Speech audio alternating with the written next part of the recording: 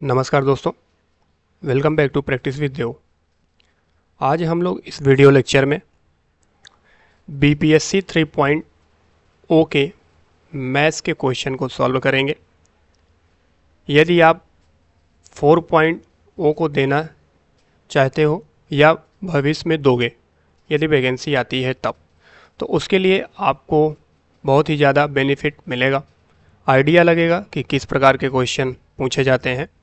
Maths के question आसान पूछे गए थे, कुछ क्वेश्चन थोड़ा सा कठिन था, उन्हीं को मैंने लिया है और वैसे भी आंसर की आ चुकी है।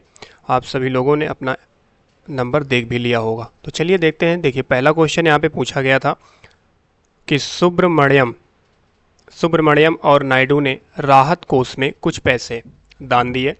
नायडू द्वारा दी गई राशि सुब्रमण्यम द्वारा दी गई राशि से 125 रुपये अधिक है। यदि उनके द्वारा दान की गई कुल राशि कितना है? 975 रुपये।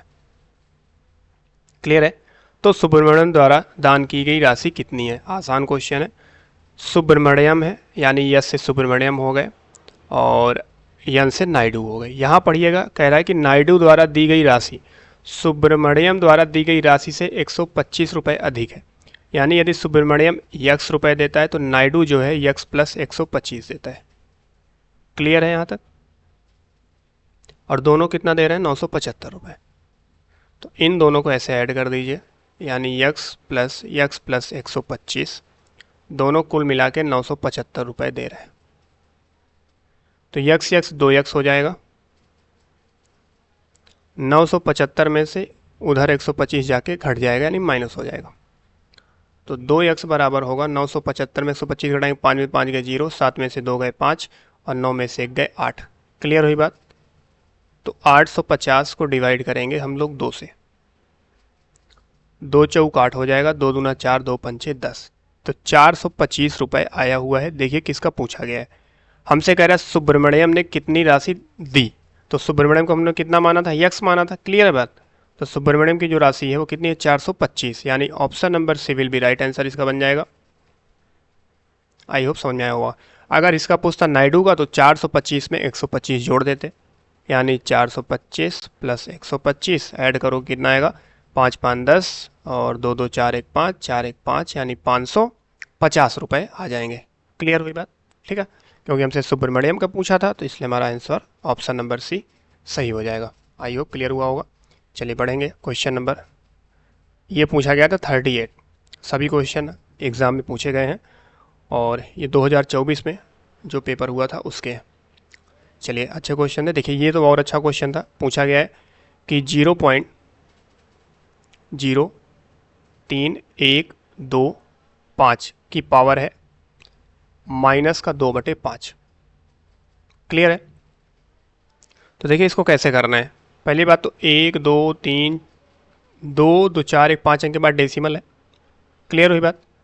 तो ये जो है इसको हम कैसे लिख सकते हैं, यानी इसको आप लिख सकते हो इस तरीके से कि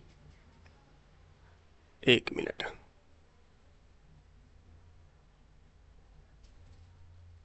यानी यदि हम इसका डेसिमल हटा दें, क्या हटा दें?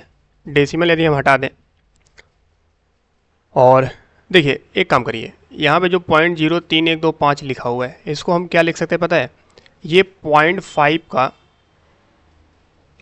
5 पावर है, यानी 5 की पावर 5 करोगे तो 3125 आएगा। और इसको लिखा जा सकता है माइनस का 2/5। हमने यहाँ पे लिख दिया, कोई दिक्कत नहीं होगा, क्योंकि ये पावर थी तो 5 से 5 क्या हो जाएगा फ्रेंड्स? कट जाएगा। क्लियर हुई बात? अब ये बताइए, अगर हम इसको सिंप्लीफाई करें इसको, तो ये क्या होगा? क्योंकि माइनस का 5 0.5 की पावर माइनस का 2 है तो ये पलट जाएगा तो प्लस में हो जाएगा, यानी इसको हम लिख सकते हैं 1/0.5 का होल स्क्वायर, ऐसे। क्लियर है? अब देखिए करना क्या है कि डेसिमल हटा के ऊपर 10 बढ़ाओ, तो 10 का स्क्वायर 100 हो जाएगा और 5 का स्क्वायर 25 हो जाएगा। 25 से डिवाइड करेंगे, 25 चौको 100, यानी हमारा जो करेक्ट आंसर बन जाएगा वो कितना आ जाएगा? 4 आ जाएगा। Option number B will be right answer. Clear है बात? तो यहाँ आपको ये पता करना है कि 3125 किसकी पावर 5 है। तो क्योंकि हमें यूनिट डिजिट 5 दिख रहा है तो 5 की पावर 5 3125 होता है। और वैसे भी आपको 1 से 30 तक के स्क्वायर और 20 तक का क्यूब याद होना चाहिए। देखिए ये भी क्वेश्चन अच्छा पूछा गया था।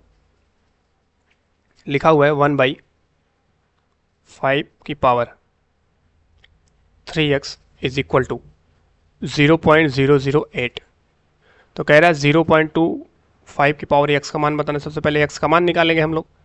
तो देखिए इसको लिख सकते हैं 1/5 की पावर 3/x। इसको लिख सकते हो आप 8 बटे में 3 अंक के बाद डेसिमल है तो 1000। क्या लिख सकते हो? 1000 लिख सकते हो कि नहीं लिख सकते? लिख सकते हो बिल्कुल। अब देखो इनको हम क्या कर सकते हैं पता है? इसको ऐसे लिखा रहे तो 1/5 की पावर 3x। चलिए अगर हम क्या करें, इनको सिंप्लीफाई कर दें। देखिए यहाँ कितने के बाद डेसिमल था? 3 अंक के बाद डेसिमल था। तो इनको यदि हम सिंप्लीफाई करें तो कितनी बार में कट जाएगा ये बताइए? तो ये हो जाएगा 4 दूना 8 और 4 दूनी 8 और 4 पंचे 20, यानी 250 आया कि नहीं आया? हमने इससे काट दिया, फिर 2 से काट देंगे। 1 बटे 2 एकम 2, 2 दूना 4, 2 पंचे 10, 1 बटे 125 आ गया।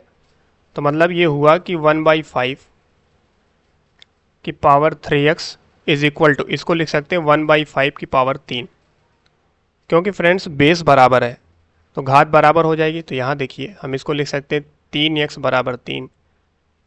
तो x का मान आ जाएगा 3/3 और 3 से 3 कट गया तो x का मान 1 आ गया। क्लियर है बात? तो हमें यहीं पे रख देना है, यानी x के मान। तो पूछा गया 0.25 की पावर x, तो 0.25 की पावर x, तो x का मान 1 था, हमने 1 रख दिया, तो इसका मान हो जाएगा 0.25।